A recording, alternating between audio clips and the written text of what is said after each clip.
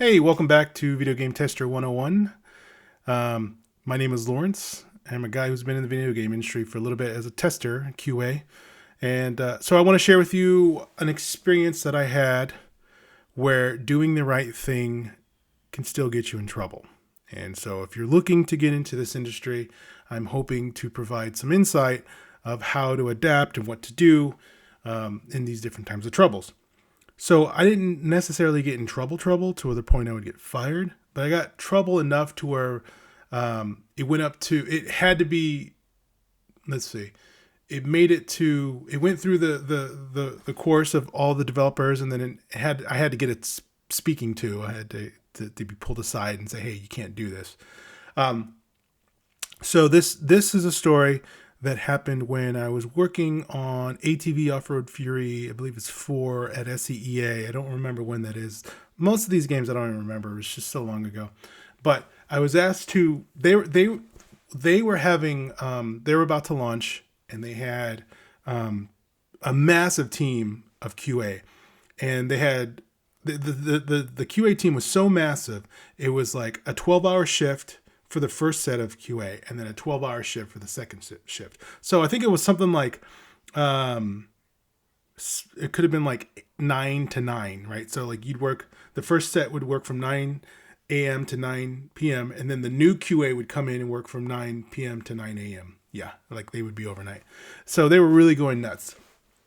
And there was a time where when I first joined, they usually, not everybody, but they usually have instructions on how to write up bugs and how they want you to submit, bugs to them and content. How each company, if you get into this, each company is going to have their very own way of doing it. Some of them will take the time out to teach you. Some of them will say something like, just look in the database and just see how they do it. So you get that range of like, we're going to teach you to figure it out yourself, and we'll yell at you if you don't do it right.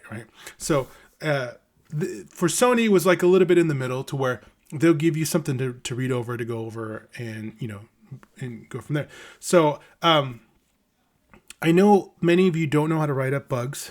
And luckily for you, I'm going to be coming out with a course that teaches you how to be a video game tester.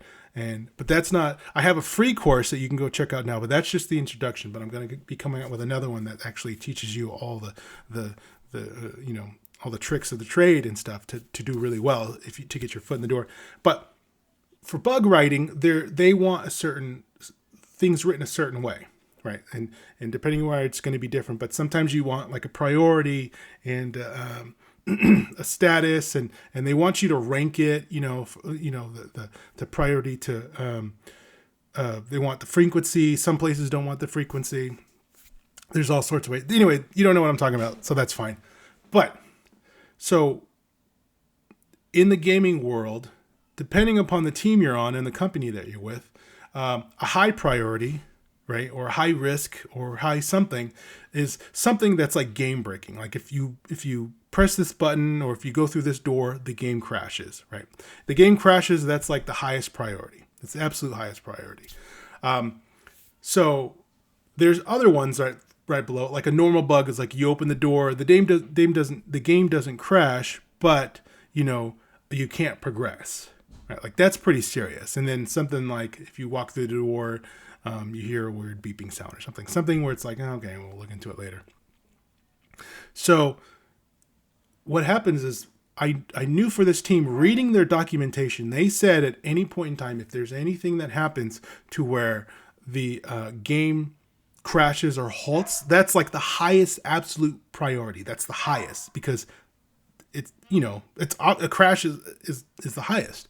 So I was playing the game and I figured out how to reproduce this particular crash every single time. Boom, it would crash, boom, and crash, boom, and crash. And I genuinely thought to myself, man, I did a great job. I just joined this team. I started finding these crashing bugs and I was like patting myself on the back. I'm doing so good. They're going to come and bring me grapes and shower me with love because I'm just like this new guy that just, figured out all this, this crash that nobody else seemed to find. Anyway, come to find out that I actually got in trouble for this simply because it wasn't a major hard crash. It was like a soft lock. And the difference between a hard crash and a soft lock is a hard crash, and this terminologies can change depending upon companies, but the idea is that a hard crash is where, you get the blue screen of death kind of thing, where it just like completely, quits. While soft locked is something like where it crashes, but it kind of leaves you in this suspended state of where just like the game's still running, but it just goes in circles and circles and circles and circles. So this was like a soft lock. But in their documentation, they specifically said if anything like this happens, then you need to mark it at the highest priority because it needs to be fixed at the highest priority. So what had happened was I did this, and they didn't like that. They thought that it wasn't that serious for whatever reason. I'm not the developer. I'm not going to tell them how serious or isn't, but it wasn't at that level of extreme. It was, even though their documentation. And so they come and my manager talks to me. It's like, hey, you can't write bugs up like this, man. You can't sit there and call it the highest priority, and it's not the highest priority. This is, and I was like, okay, well, let's look it up here. Let's look at the documentation. The documentation says if this occurs, to mark it as this. That's all I'm doing. And like, I showed them, like, I'm following your guys' rules.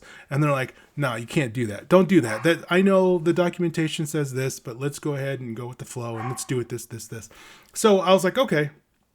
And so this was my introduction to realizing that if you're going to be in this industry and you're going to start to do stuff with this, is you have to be bendable. You have to be able to adapt. You have to be able to change. I kind of stood my ground, but I could have like gone back and forth, and I could have argued. I could have like been like, blah, blah. But what was the point? Why am I going to make enemies for a case? And so at that point, I was like, okay, I understood that they don't take this serious, even though their documentation says that I should take it serious at this level. Well, this is just an example, as I've noticed throughout the years, is that sometimes things aren't going to be as clear as you'd like. They're not going to be as up front and forward, and you just got to be adaptable. If you do something that you think is right and you make your case, often at times, you may get shot down. Now, I might probably come up with another video about how you're often going to get shot down, because there's a lot of ways that QA gets shot down. But for this particular video, the idea is I just want to convey that just because you think you're doing something right, you might get a talking to, you might get shot down, you might get reprimanded. So what you need to do is either, you need to just go with the flow. Be okay with it. Somebody's mentioning it to you. If it's their fault, maybe the documentation's outdated, which is possible. It happens almost every company I've ever been to, documentation's outdated. But then also go with the flow. If you notice that many of the other teammates, other people are writing certain things, doing things this way, then you have to adapt, even though the documentation says something different. So be adaptable, be bendable, don't break under this ridiculousness. That's how it is. If you want to be in here, you got to be able to adapt.